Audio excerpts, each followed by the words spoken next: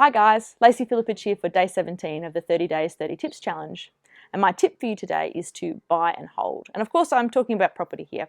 Now anyone who remembers playing Monopoly as a kid will remember that the person who wins is generally the person who held on to their properties. They bought them when they got the opportunity, they held on to them and they charged people rent, and it was the rent that sent your opponents broke.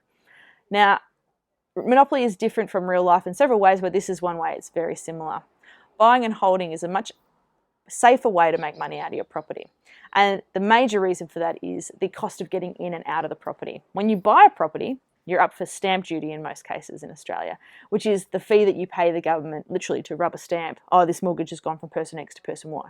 That's why it's called stamp duty. When you sell a property, you're generally paying agents' fees. And yes, you should get an agent, I think. They'll probably do a better job of negotiation than you will unless you're pretty good at it.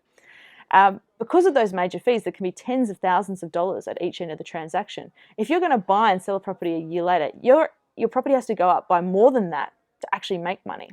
And that's why buying and holding is a better idea. And that's why people generally talk about, 7 to 10 years as being the minimum that you should hold a property for. So that's my advice: buy and hold. Don't plan to buy, upgrade, and flip it quickly unless you're very confident about the prices and you know what you're doing and you can do the renovations cheaply. My advice would be expect to have to hold on to that property and plan accordingly.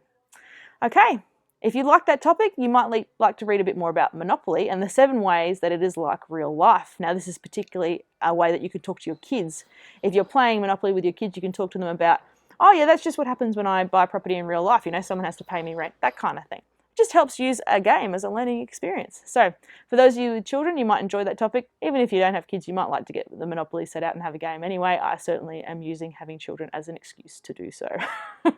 All right, that's it for today's tip number 17. Tomorrow we'll be on tip 18 and we'll see you then.